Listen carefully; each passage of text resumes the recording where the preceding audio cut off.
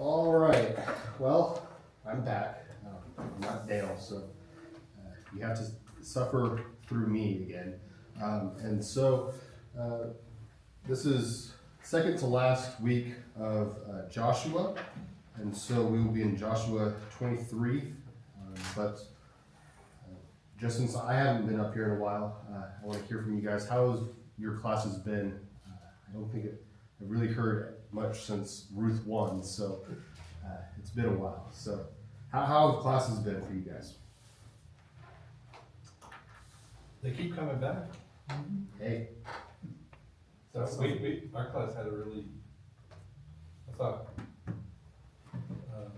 we had lots of good conversation and discussion around Ruth. Those 4 weeks that we were doing that. And this past week, I didn't finish, but we got most of the way there. And I think it's going well in our class. Yeah. What about the rest of you? How have y'all's classes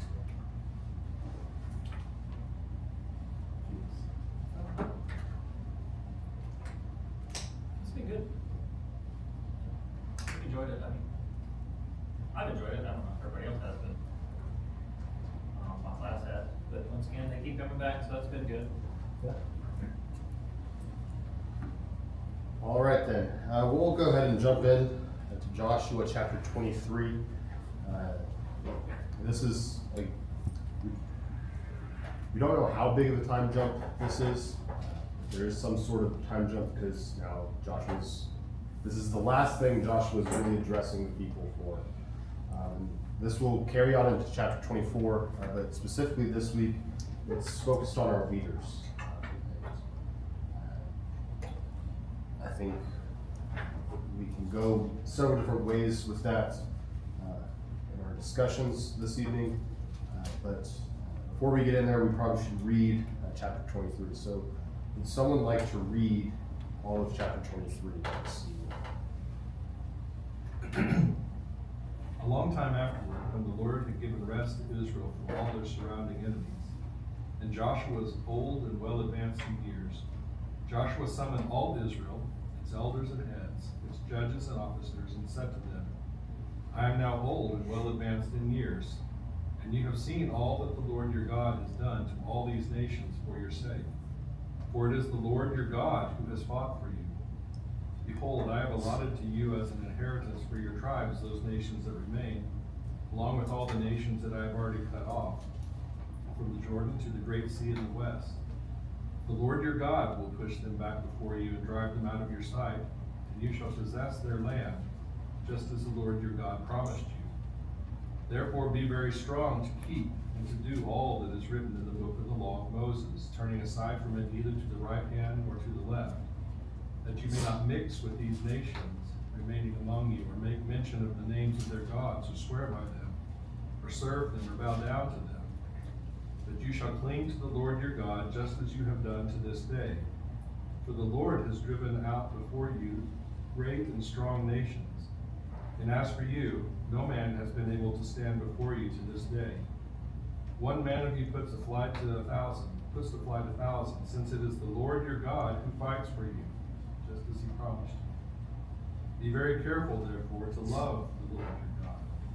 For if you turn back and cling to the remnant of these nations remaining among you, and make marriages with them, so that you associate with them and they with you, know for certain that the Lord your God will no longer drive out these nations before you, but they shall be a snare and a trap for you, a whip on your sides and thorns in your eyes, until you perish from off this good ground that the Lord your God has given you.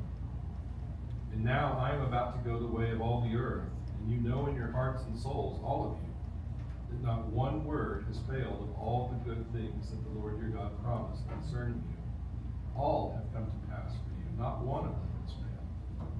But just as all the good things that the Lord your God promised concerning you have been fulfilled for you, so the Lord will bring upon you all the evil things, until he has destroyed you from off this good land that the Lord your God has given you, if you transgress the covenant of the Lord your God, which he commanded you, and go and serve other gods and bow down to them.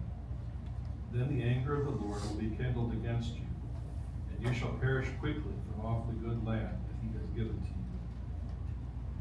All right.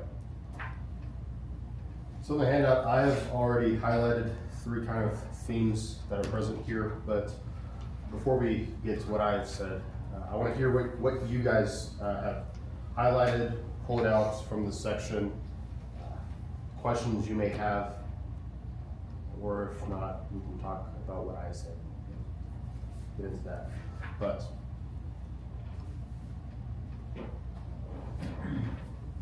I haven't looked at what you wrote yet, but 3 things stand out to me just from having read it. First of all, is the role that God played in their conquest of the land. He says, I'll fight for you, I'll give it to you, it's yours, I promised, here it is. And then there are the 2 warnings about intermarrying and serving the gods of the people there that we know are going to be a snare and a trap. So those are the 3 things that stand out to me from all of this.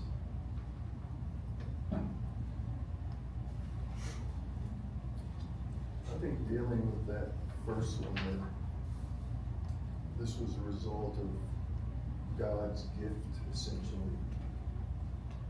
Reminding them that they were enjoying this land, this new land, because it was the grace of God. It's not because they earned it. It's really not because they had won it.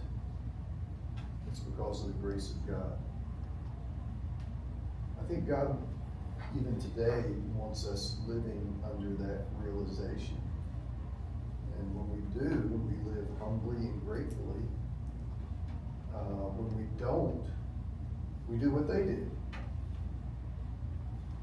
which has become arrogant and ungrateful. And so, I just see a huge parallel there for us.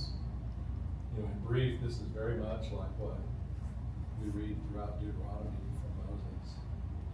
Moses over and over again says, speaking for the Lord to the people, you didn't do anything to get this land. You're going to get houses you didn't build, cities you didn't construct, vineyards that you didn't plant. It's all going to be yours. But then, especially toward the end, there's the blessings and the curses, and he echoes those again. Joshua does here. So it's Joshua being like Moses again, reminding them of all the same things. Over and over, it uses the Lord your God. So many other times in previous books, it's the God of Abraham, Isaac, and Jacob. He never says that. Everywhere he mentions it is your God. Driving home to them, it's a relationship between them and God. sure. It's their responsibility. Personal ownership. I think, looking up the word cling, verse 8, but you are to cling to the Lord. It's the same verb or same word in Genesis 2 when Adam and Eve are told to, man leaves his father and mother and is united to his wife, cleave. I mean, lots of the same phrasing, but then he goes on and, he says, don't bow down in verse 7, right? Mention the name of their gods or make anyone swear by them, serve them, bow down, and then after that verse, right, you are to cling to the Lord. You are to cleave to him. You are to be married to him. And then you go on and it's don't intermarry. It's just that the Lord is your portion.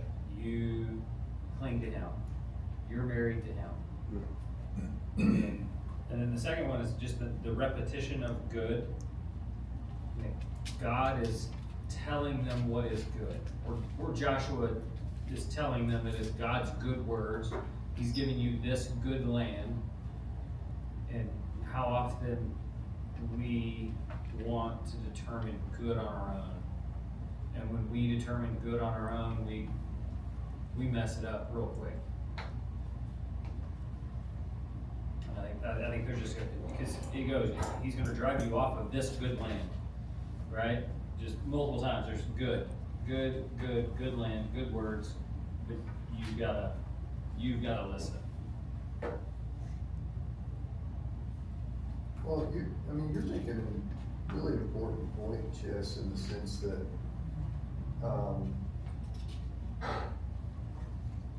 you can be fooled about what's good. I mean, you go around, if you just walked around the block here at Greenlawn and knocked on doors and asked people about what's good, we wouldn't get a unified answer about that. People have to be taught what's good. And so I think his emphasis on what's good and defining what's good is very significant.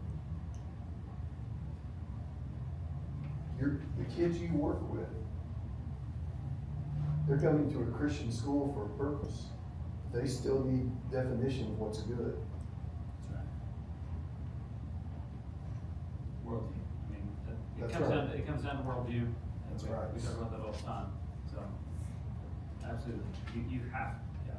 There is a standard, we're in a world in which we're told there are no standards, which is a contradiction in and of itself, but Exactly. But the fact is, we're told there are no standards, there are no morals, that you can't hold anybody accountable to a moral. Once again, the contradiction is there, but we don't wanna be held by one. We wanna be able to name our own. We're just not very good at it. Well, and so we can presume that our class needs that definition, classes need that definition too. When you emphasize good, it made me think of the fall. And, creation, everything that God created was good, it was good, it was good, it was very good. All that Adam and Eve had known was good. The lie that came to them is that you'll know good and evil. Well, and then even in chapter 3, it says that Eve saw that it was good for food and took it, right? She saw that it was good in her own eyes and she took it. And there's a constant theme throughout all of the Old Testament of humans that are supposed to be made in God's image, choosing what they saw was good in their own eyes and taking it for their own, or using it. And it's always destructive consequences. Well, and that leads into the dangers of intermarriage, which had a direct connection with idolatry. All of that is connected and leads to the other.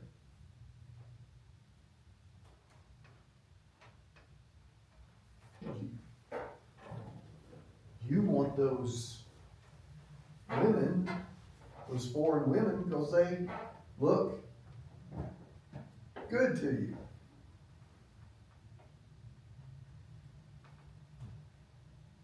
Well, but they're not going to be good to you or for you.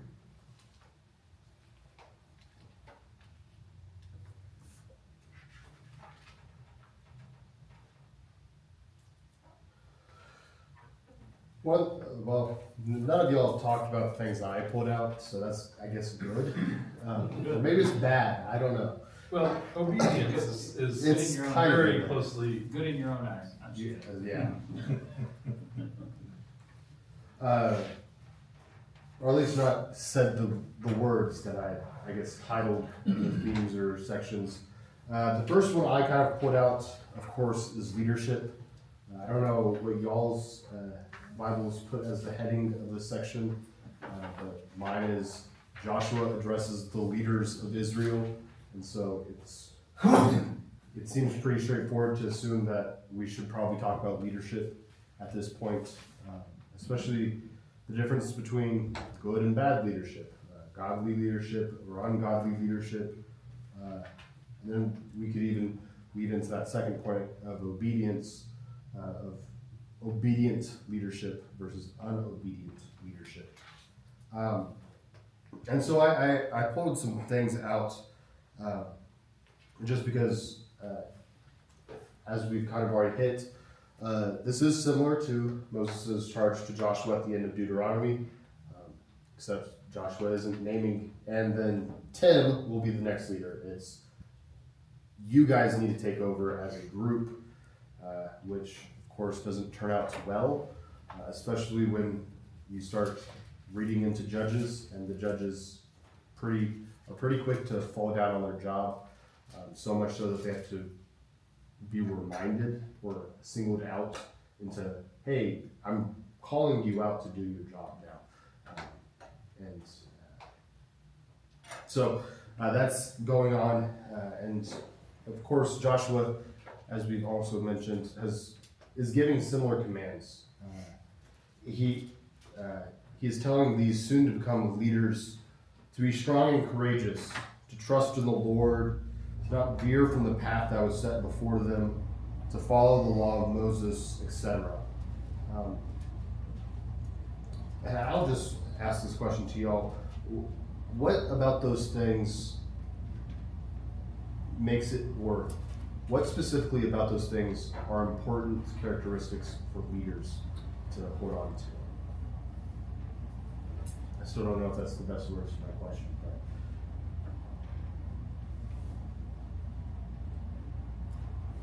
Can I pose an observation about that? Sure.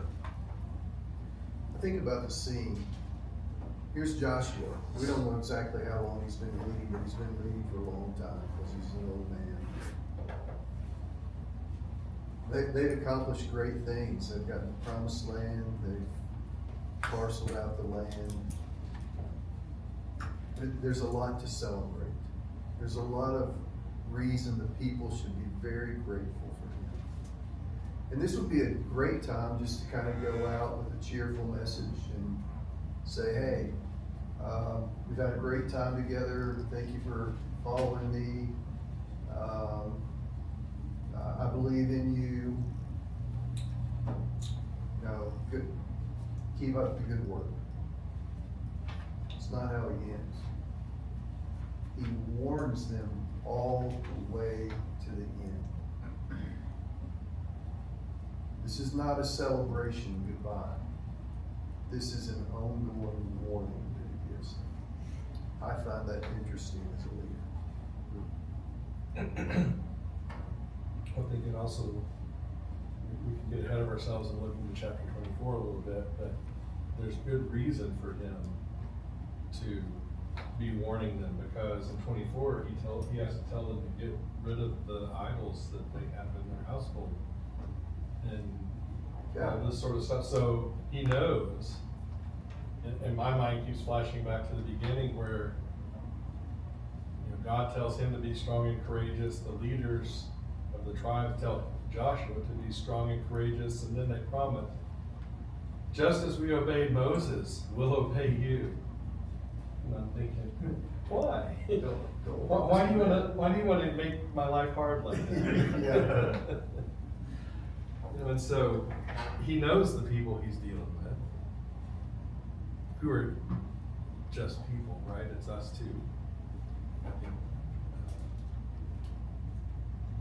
Anyway. But the temptation in our culture is to just always be positive. He wasn't positive. Some would characterize his warnings as negative. Ongoing. Come on, Joshua, can't you say something positive for us? No, let me warn you again. You're being truthful. He knows. Yeah.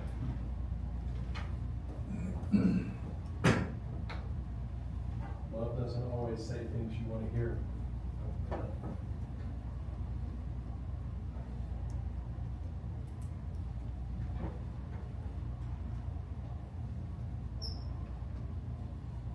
And honestly, we're not a lot different. Where does, we just got out of Galatians. We talked so much about the law. And here in the context it is keep the law. Keep the law, keep the law, keep the law. It's what they had, but there's not a lot of what Ezekiel would say is you need a new heart. A heart that can obey the law, heart, there's not a whole lot about that. It is about behavior, and maybe behavior modification, but,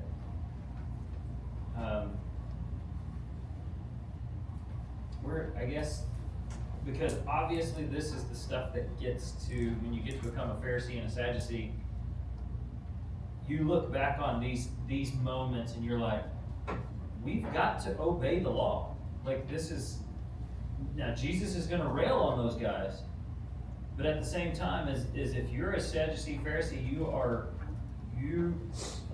this is case text, whatever you want, it's like, this is where it comes from. Like, if I'm an Israelite, I'm like, yeah, listen, they didn't do that. They didn't do what Joshua said. How do we avoid doing that? Well, we toe the line. We make everybody else toe the line. We're in bondage because of you guys. I mean, I say you guys, but that's part of the issue. I mean, you're pointing fingers, but how do you, where do we get to Caleb's different spirit from last week? What does that look like? And how do we pull that out of where Pharisees and Sadducees are gonna read this and say, we messed it up because we didn't obey God's law, versus we didn't obey God's law because we had the wrong heart, and our heart needs to be better. Just wrestling with we talked about Galatians and all, it's just kind of riding how we navigate all of that. He does say in verse 11, so be very careful to love the Lord your God. And I would think that would harken back to the greatest commandment, which is to love the Lord with all your heart, mind, and soul. But you're right, there's not a whole lot of talk about heart.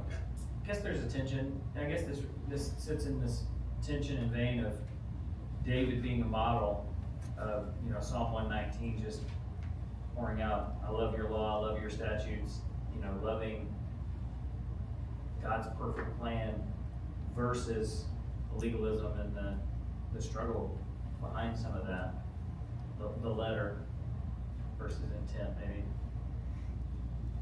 So, because they're a new nation, maybe it's a maturity thing, just like little children, you give rules to follow, because that's easier for them. They know right and wrong, yes and no, Behavior way into the attitude. instead of, well, it's all out of love. Well, if you don't know what love looks like, how do you know to respond?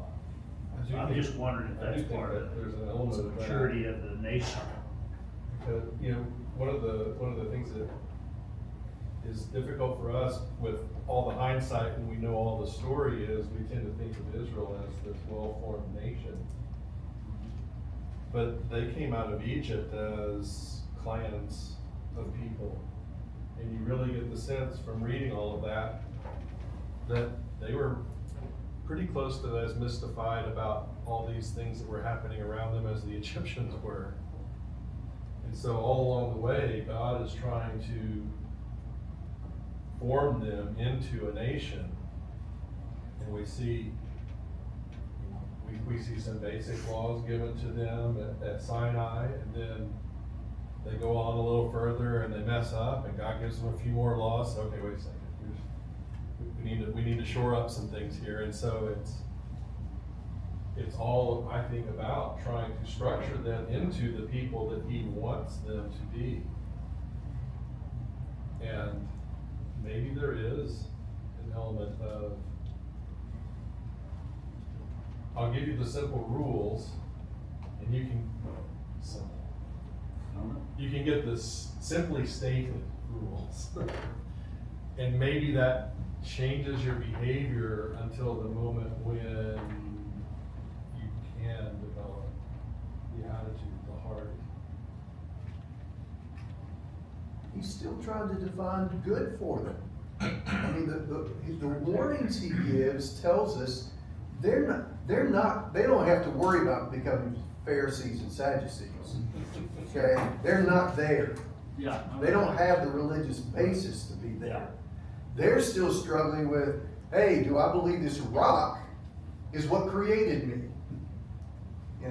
And so he's by pointing to the law and pointing to the law and pointing to the law, he's still trying to define what's good for them. They don't know.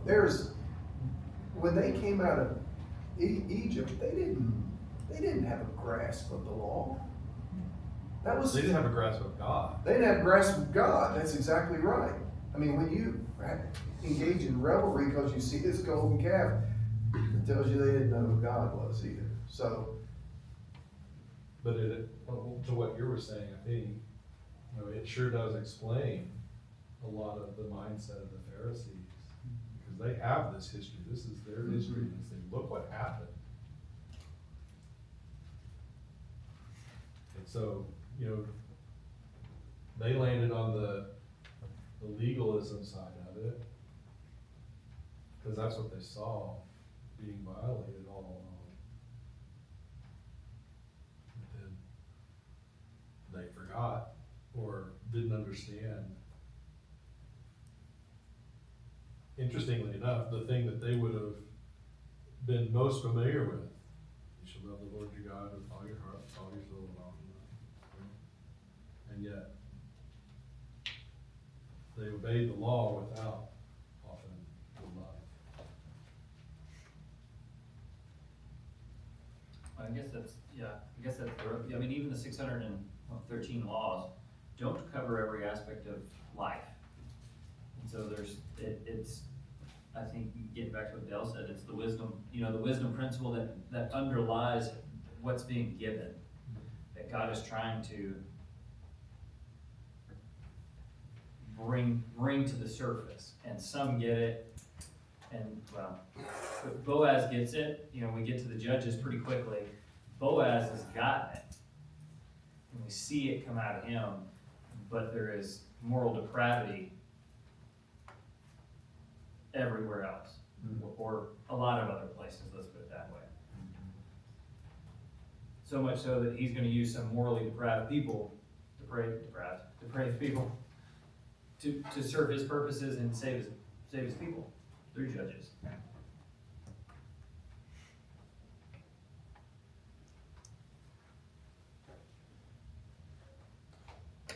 I guess we can move on to the next question I put down.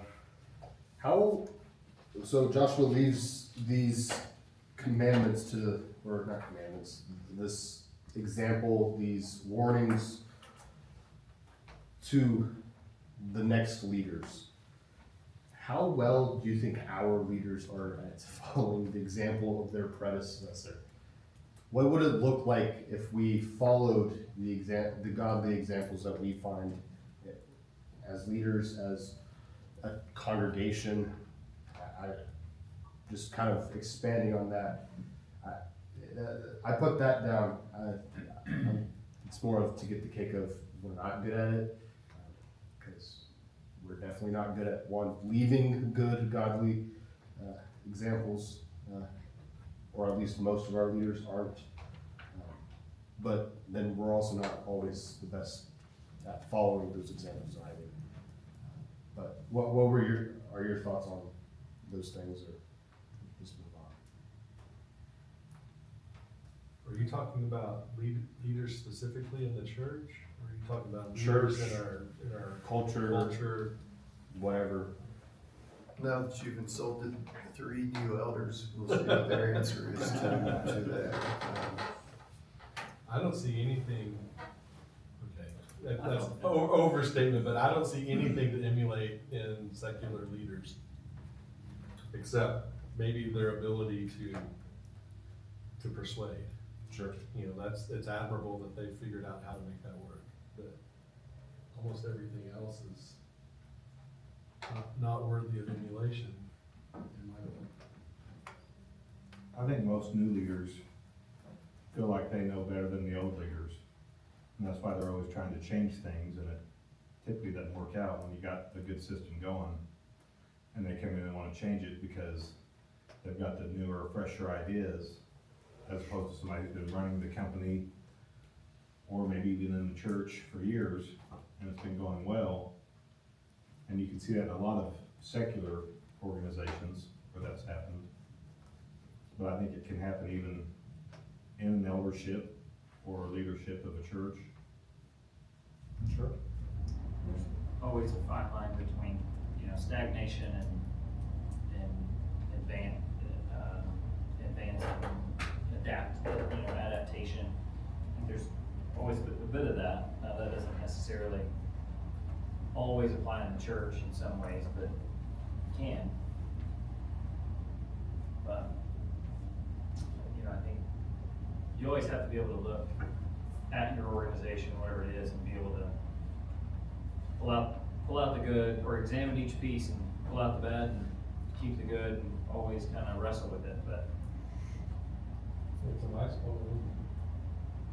If you're somebody who wants to pursue that role, right, as a leader in an organization, or whatever the case may be, then there's a reasonable chance that you think you do know better, and you have something to bring that somebody who's there currently doesn't have. And so there is some hubris that goes along with the aspiration to be a leader. Well, even this job that I took over at Sunset, somebody was doing it and it's been run fine. There are some things that need improvement. And so I'll make a comment about something and like, well, you're in charge. Well, I'm not changing anything yet. I mean, the tendency would be to go in there, well, I think this is gonna be better, so let's do it this way, and mess up a system that's already working. I'd rather sit back and let me see what's going on so I can kind of learn, because it is working. It's just not working as good as it could be. But I don't want to go in there and start messing everybody up who's under it, because I'm not the one that has to sit at home and take tests or do the exams and the work.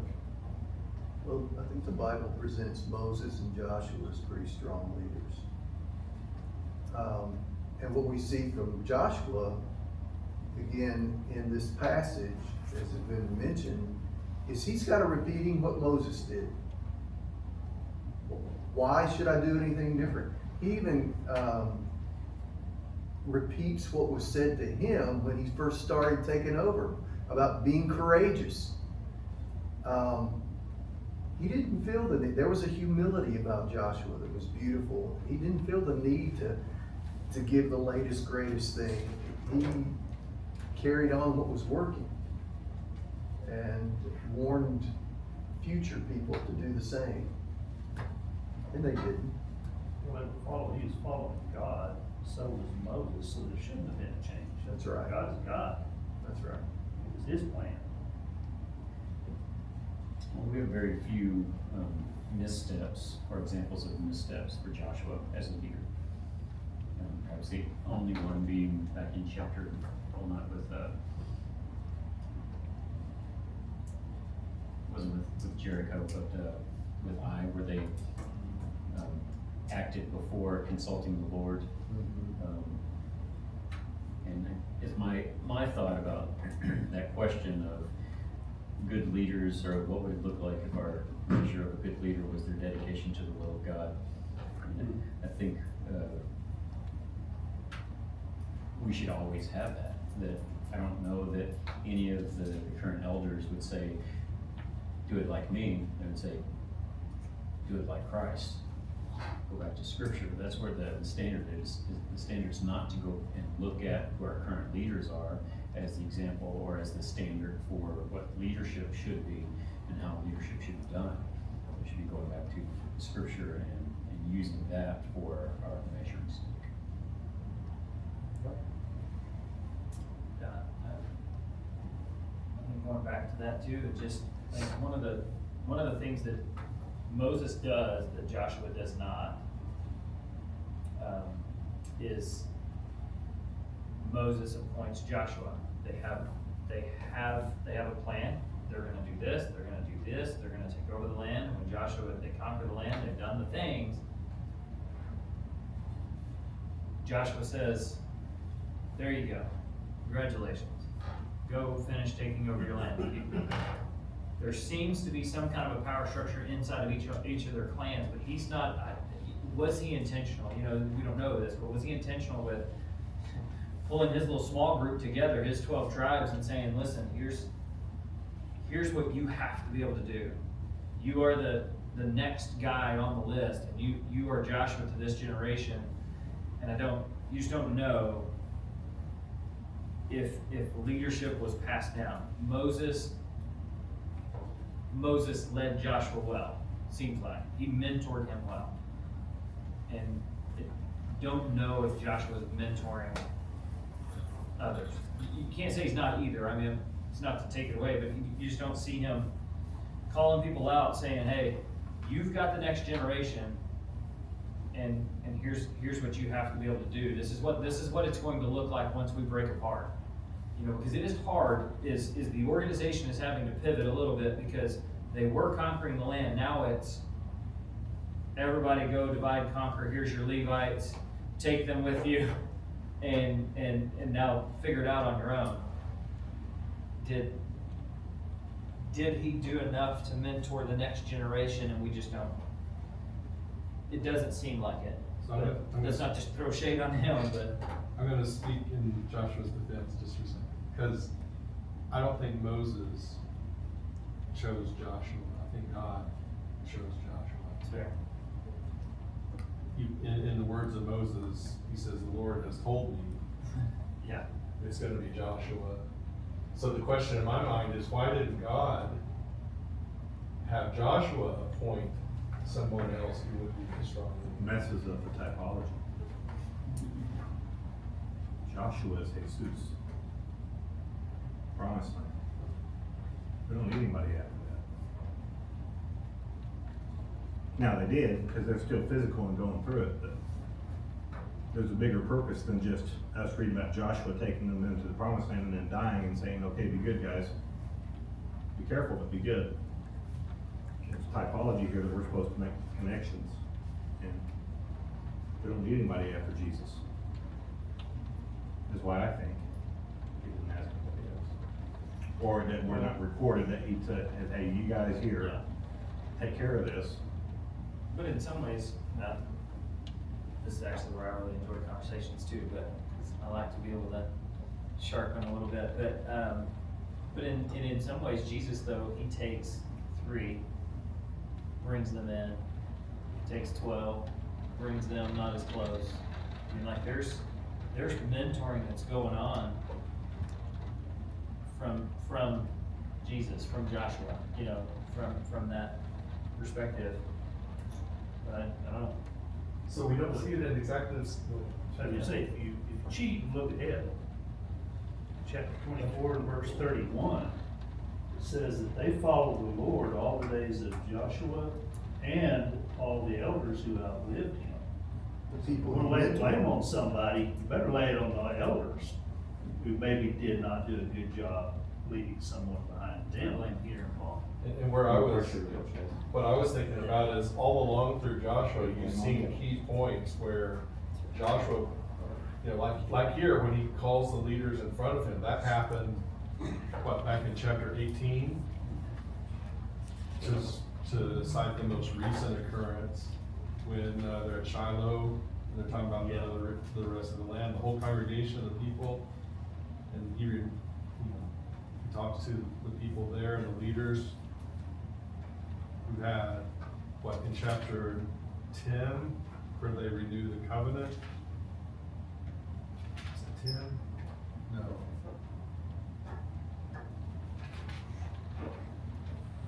Sorry. It's at the end of 8. Yeah, I was getting on the wrong side of the giving back then. Yeah. You know, and so again, there have been points all along the way where Joshua has made distinct points in time, where we see he keeps trying to refocus. So it's not one-on-one in the sense of Moses and Joshua, but it does seem like at every step, he's not just off alone doing his own thing. He's pulling in the leaders and making them a part of the process. Well, there's a difference too, in a practical sense. I mean, Mike, you may be right about the typology and the significance there, but there's a difference between being a military commander, which is effectively what Joshua was,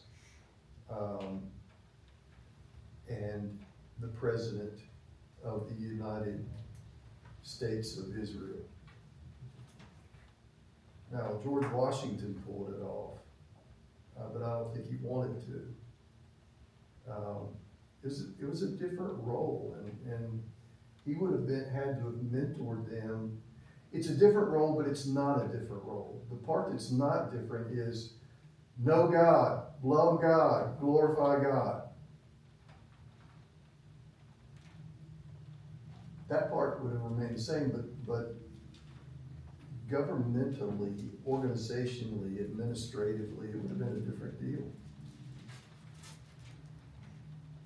You know, a thought just occurred to me, maybe way off base. But one of the questions I think you had last week was about the brilliance of God's plan for the priesthood. Was that his intention for the leadership? I think so, because God never wanted a king. Right. He wanted to be He's the the king. Yeah. Levitical, which was part of that Levitical process, That's right. to help train a kingdom of priests. Those priests were charged to teach the law, to teach the covenant of God. Go back and the charge that was given to them when it was first set up.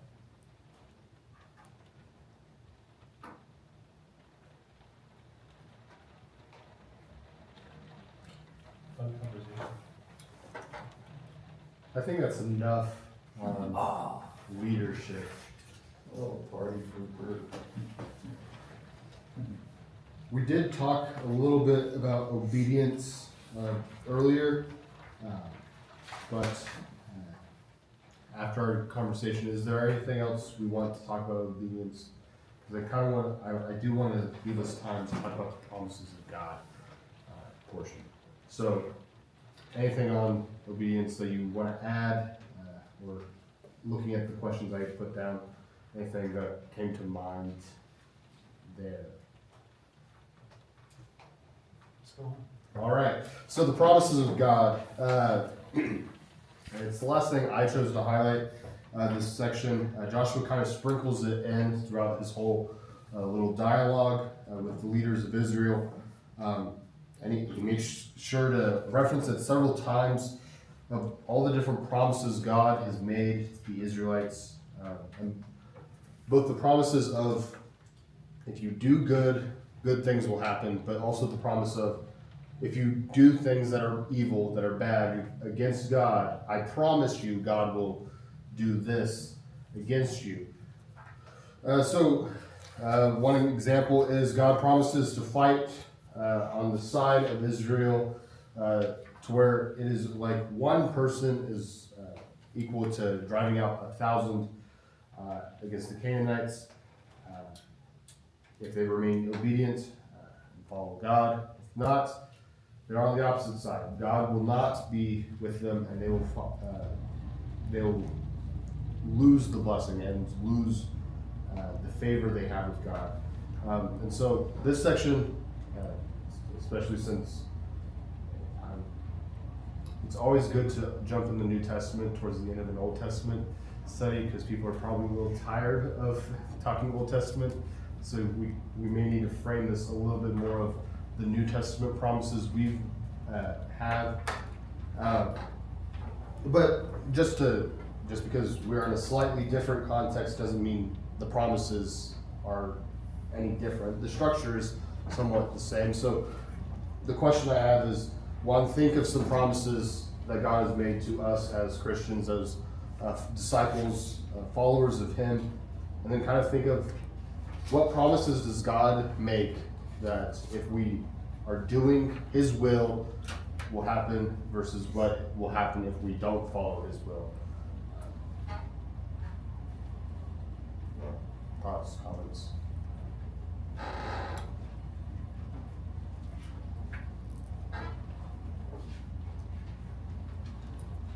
It's always the same, Bergan.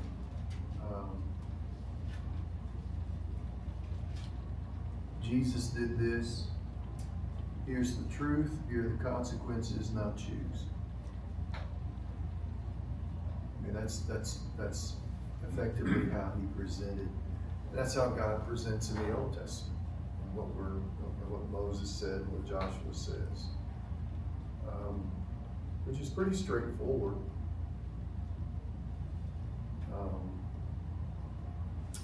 And he does what he says.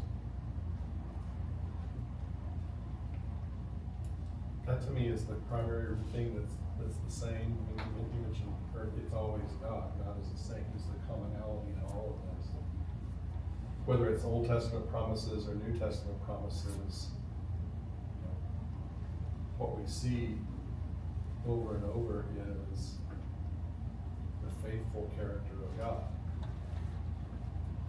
That's why, I think it's perfectly fine to stay in the Old Testament and talk about the character of God, that this establishes and gives legitimacy to everything else that we read further on.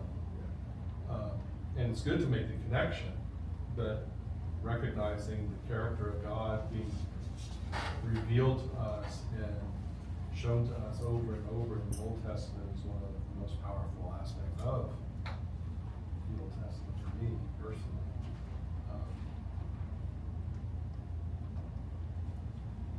So whatever the promise is, I can be sure that's the way it's going to play out.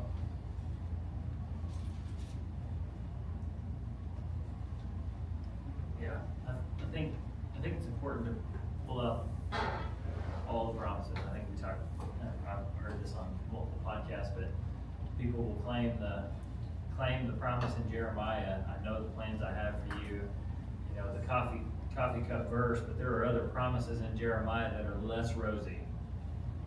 And we like the coffee cup verse because it makes me feel good inside, and God's on my side, and this is really cool.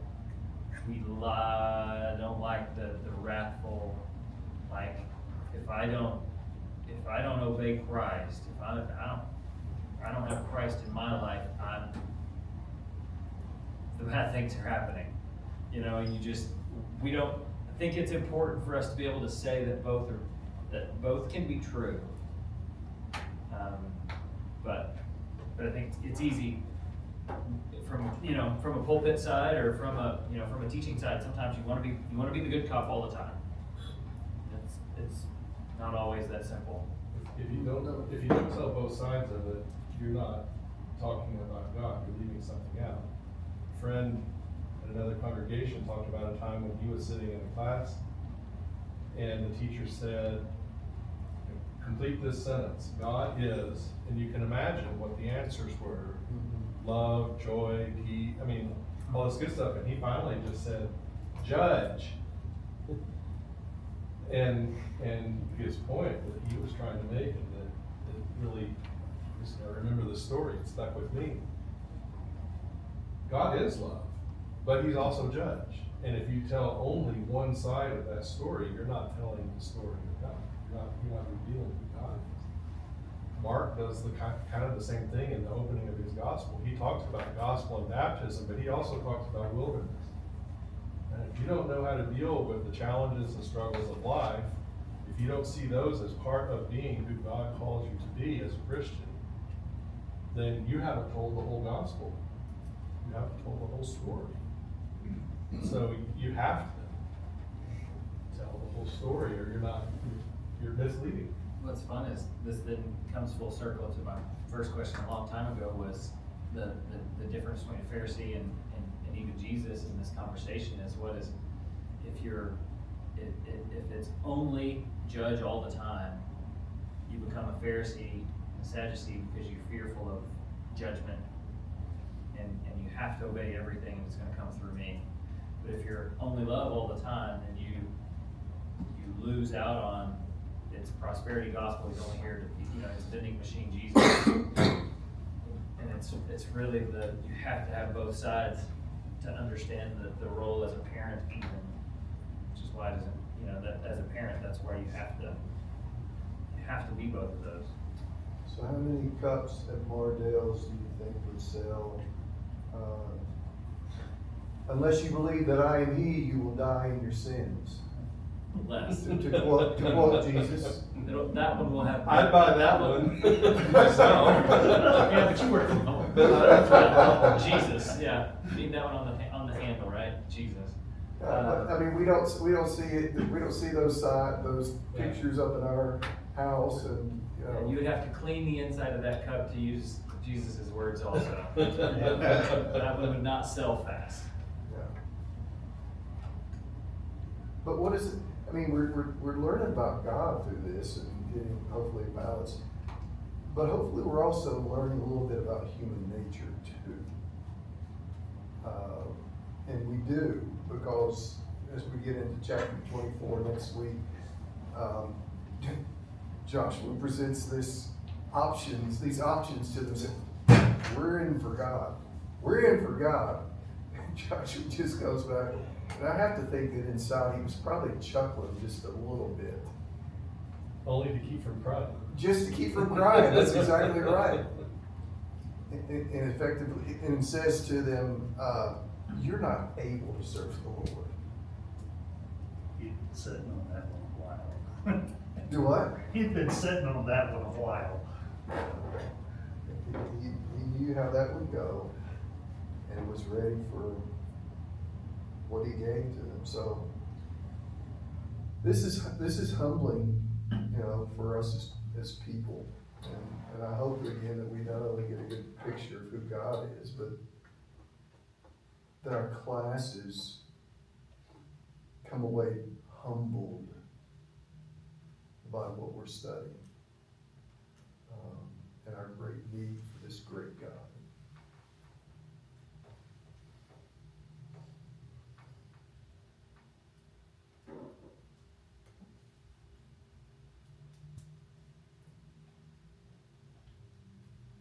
What's number 4, Bergan? I didn't have them. Oh, really? God works in threes, not fours. So we could've kept talking about leaders? I mean, if we want to circle back to leaders.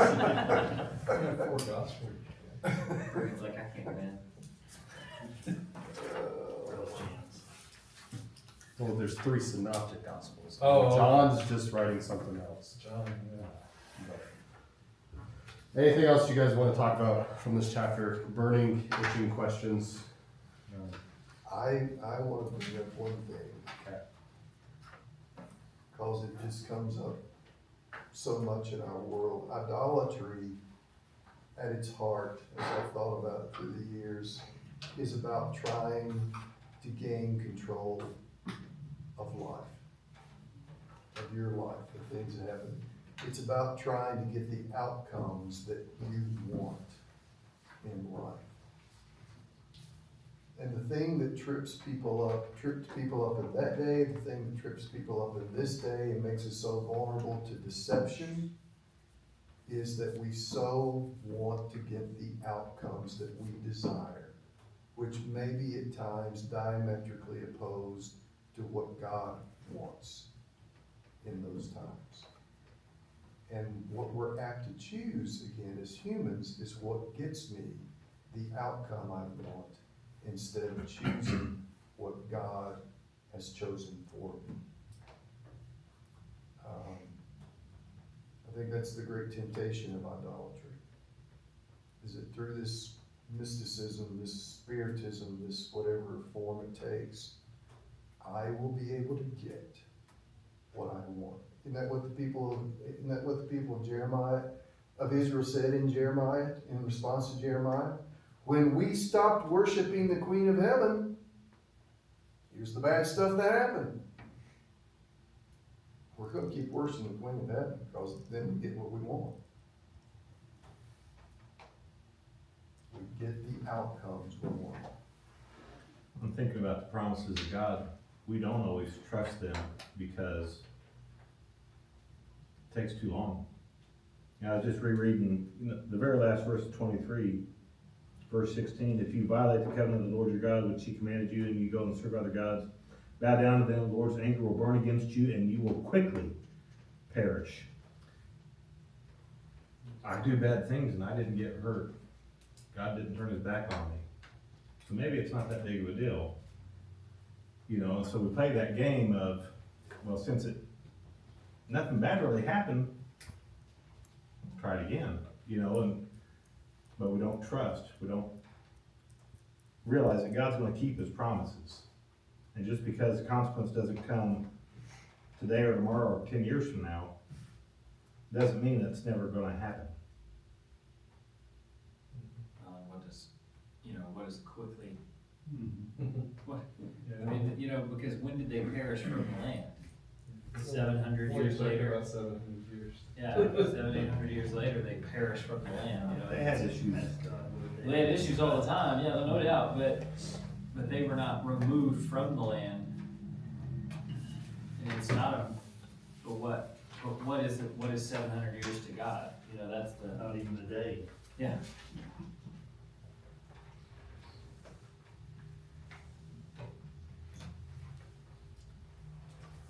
Well, all right, we'll finish up Joshua next week, in chapter 24, where we've already tried to start jumping into, not to name names, but we're almost done, and then we will be in our summer, so we'll take care of all of that then. So go and make it your own, enjoy your weeks.